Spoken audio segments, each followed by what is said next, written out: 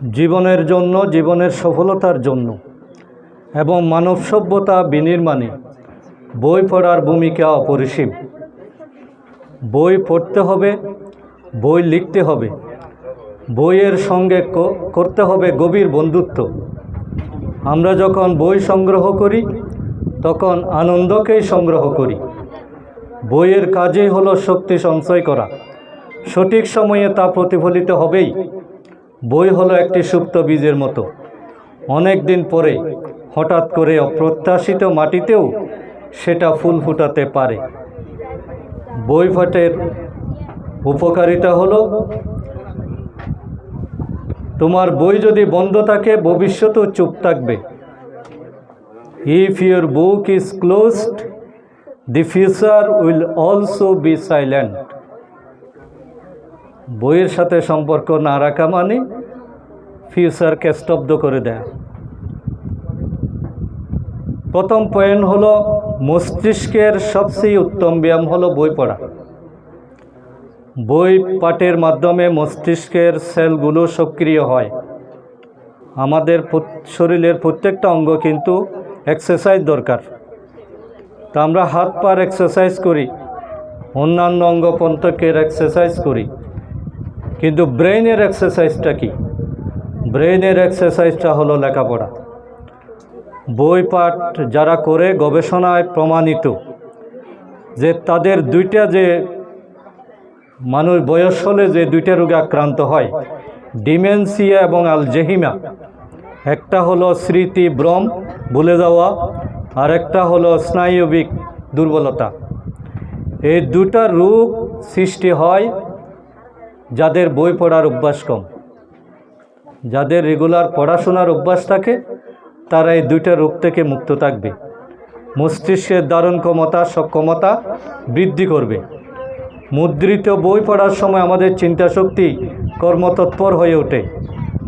গবেষণায় প্রমাণিত, যারা নিয়মিত ছাপানো বই পড়েন তাদের বার্ধক্যজনিত স্নায়বিক দুর্বলতা তুলনামূলকভাবে কম হয়। কিন্তু মোবাইলে পড়লে এটা পাওয়া যাবে না। আমরা তো অধিকাংশ পড়াশোনা এখন মোবাইলের স্ক্রিনে। এই মোবাইলের স্ক্রিন কিন্তু আবার ব্রেনের ক্ষতি করে। এই জন্য এই কালো কালো অক্ষর এগুলাই হলো আমাদের স্বাস্থ্যসম্মত এবং এটাই ব্রেনের জন্য এফেক্টিভ। আমরা দেখেছি আমাদের মুরব্বীরা, দাদা দাদি যারা, তারা 70-80 বছর বয়সেও মানে খালি চোখে চশমা ছাড়া তারা কোরআন শরীফ পড়তেন। আমার মাকেও দেখেছি যে অনেক বয়সে তিনি, আমার বাবাও চশমা ব্যবহার করে নাই, মাও চশমা ব্যবহার করে নাই, অথচ তারা পড়তে পারতেন। তাহলে এটার কারণ হলো এই যে বই পড়া, ছাপানো বই, এটার প্রয়োজনীয়তা। এই জন্য একটি কথা আছে, ইউজ ইট অর লজ ইট। ব্যবহার করো অথবা এটাকে হারিয়ে ফেলো। মস্তিষ্কের ক্ষেত্রে এটি প্রযোজ্য। এই জন্য মস্তিষ্কের ক্যাপাবিলিটি, ডেভেলপমেন্ট, ইন্টিগ্রিটি সব কিছুর জন্য প্রয়োজন হলো পড়া, পড়া এবং পড়া। নাম্বার 2, জ্ঞান বৃদ্ধির উত্তম উপায় হলো বই পড়া। রব্বি জিদনি ইলমা, এই দোয়াই বলে দিচ্ছে জ্ঞান বৃদ্ধি না হওয়া মানে জ্ঞান কমে যাওয়া। কোনো ব্যবসার পুঁজি না বাড়া মানে ওই ব্যবসাটা লসের দিকে। এবং এই একটা দোয়া আমরা খেয়াল করি যেখানে বৃদ্ধির কথা বলা হয়েছে, অন্য কোনো মুনাজাতে কিন্তু বৃদ্ধির কথা নাই। বৃদ্ধির কথা আছে শুধু জ্ঞানের ক্ষেত্রে। রব্বি জিদনি ইলমা। One book, one pen, one child and one teacher can change the world. ভালো বই পড়া মানে অতীতের মহৎ লোকদের সাথে সংলাপ করা। একটি সেরা বইয়ের বৈশিষ্ট্য হলো আপনি চাইলেও সেটা দ্রুত পড়ে ফেলতে পারবেন না, কারণ সে আপনাকে বারবার থামাবে, ভাবাবে, হাসাবে, কাঁদাবে, আন্দোলিত করবে, উৎফুল্ল করবে। একটি ভালো বই হচ্ছে একজন মানুষের শ্রেষ্ঠ আত্মীয়, সর্বশ্রেষ্ঠ বন্ধু, যার সাথে কখনো মনোমালিন্য হয় না। The more that you read, the more things you will know. The more that you learn, the more places you will go. বই হলো শিক্ষা নেবার সবচেয়ে শর্টকাট রাস্তা। মাত্র 100 টাকা খরচ করে আপনি কয়েক বছরের শিক্ষা কয়েক ঘন্টার মধ্যে পেয়ে যেতে পারেন। একটি বই পড়লেই জীবন হয়তো পাল্টে যাবে না, কিন্তু প্রতিদিন বই পড়লে একদিন না একদিন জীবন পাল্টাবেই। একটি ভালো বই ভবিষ্যতে আপনাকে লক্ষ কোটি টাকা ইনকামের রাস্তা খুলে দিতে পারে। A reader lives 1000 lives before he dies. শত শত জ্ঞানের সিন্ধু বই নামক বিন্দুতে আটকে আছে। এটা একজন ভালো লেখকের বই পড়া মানে তার জ্ঞানটা আমার কাছে চলে আসা, অথচ তিনি এই বই লিখতে গিয়ে কত পরিশ্রম করেছেন।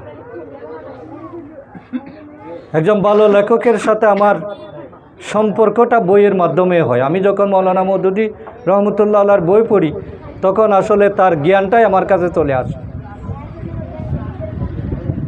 মানসিক চাপ, উত্তেজনা, হতাশা এবং দুশ্চিন্তা এটা দূর করার উপায় হলো বই পড়া।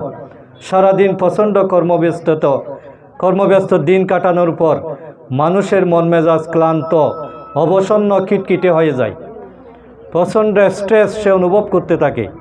এই অবস্থা থেকে মুক্তি পাওয়ার জন্য আমরা মোবাইল নিয়ে বসি কিংবা টিভি স্ক্রিনে চোখ রাখি। সারাদিন কাজ করার পরে আমরা মোবাইলে সময় দিই, কিন্তু তা আমাদেরকে আরও বেশি ক্লান্ত করে। এই অবস্থায় মন এবং শরীরের ক্লান্তি দূর করা এবং রিফ্রেশমেন্টের সবচেয়ে বড় উপায় হলো বইয়ের জগতে ডুবে যাওয়া। আপনার সমস্যা যদি অসংখ্য হয় তাহলে বই অসংখ্য পড়ুন। প্রত্যেক নতুন সমস্যার জন্য নতুন বই আছে।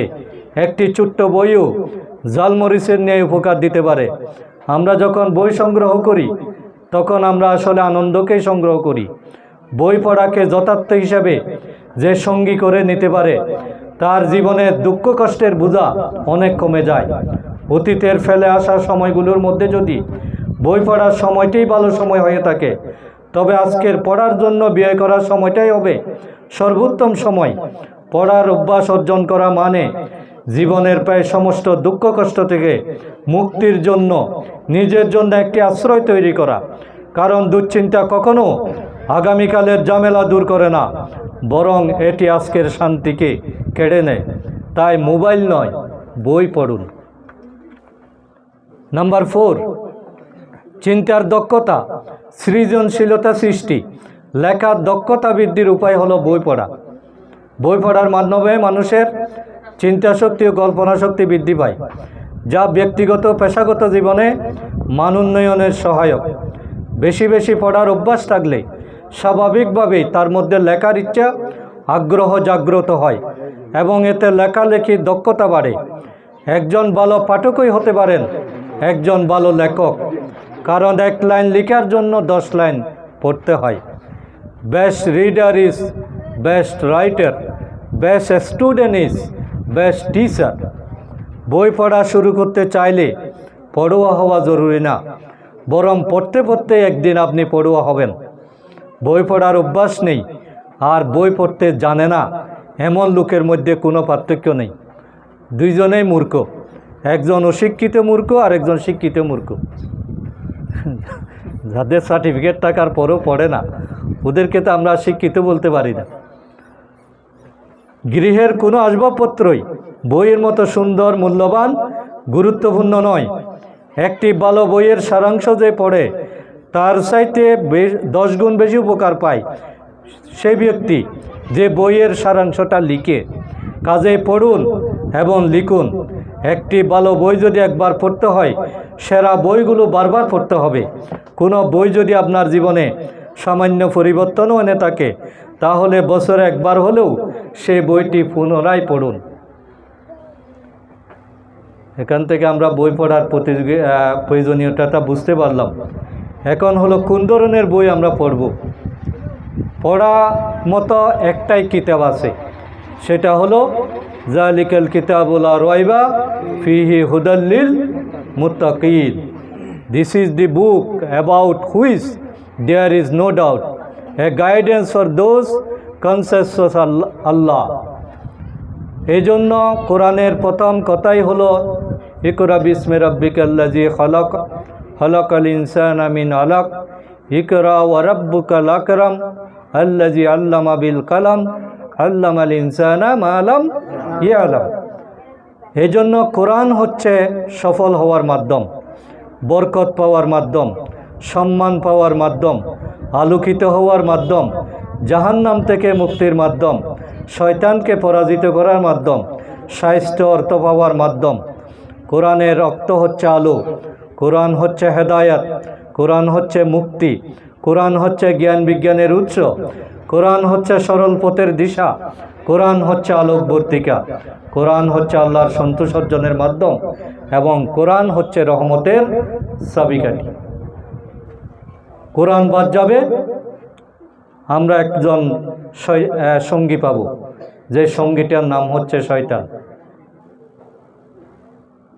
ওমান ইয়াশু আন যিকরির রহমানি নুকাইয়িদ লাহু শায়তানান ফাহুয়া লাহু কারিন। যারা রহমানের কিতাব পড়তে অবজ্ঞা প্রদর্শন করে, সময় পায় না, অবহেলা করে, তাদের সঙ্গী হয়ে যায় শয়তান। এবং শুধু সঙ্গী হয় না, ফাহুয়া লাহু কারিন, সে তার রক্ত মাংসের সাথে মিশে যায়। তার প্রত্যেকটা পদক্ষেপে শয়তানি চলে আসে। তার ঘুমের মধ্যে শয়তান, চলার মধ্যে শয়তান, চিন্তার মধ্যে শয়তান, সর্বক্ষেত্রে শয়তান। এই জন্য আমরা যদি আলোর পথ পেতে চাই, আমাদেরকে কোরআনকে সঙ্গী বানাতে হবে। পড়ার মতো একটাই কিতাব আছে। এই জন্য আমি অনুরোধ করব, আমরা যারা আজকে এসেছি, আল্লাহ রসুল এই যে সমাজ পরিবর্তন করেছিলেন মূলত 4টি কর্মসূচি দিয়ে। ওয়াল্লাযী বাআসা ফিল উম্মিয়িনা রাসূলাম মিনহুম, উম্মীদের মধ্য থেকে আল্লাহ রসুলকে পাঠানো হয়েছিল। লেখাপড়া জানা লোক ছিল না, আল্লাহ রসুল নিজেও দুনিয়াবি লেখাপড়া করেননি, কিন্তু তিনি সোনার মানুষ ঘটেছিলেন। কিভাবে? ইয়াতলু আলাইহিম আয়াতিহি ওয়া ইউযাক্কিহিম ওয়া ইউআল্লিমুহুমুল কিতাবা ওয়াল হিকমা। এই 7 দফা কর্মসূচি। ওয়া ইন কানু মিন ক্বাবলু লাফি দালালিম মুবিন। এটা ছাড়া তোমরা গুমরাহিতে। সুতরাং গুমরাহি থেকে মুক্তির একটাই রাস্তা, সেটা হলো কোরআনের সাথে গভীর সম্পর্ক করা। কোরআনটা ভালোভাবে বুঝবো, এরপরে অন্য লেখাপড়া শুরু হবে।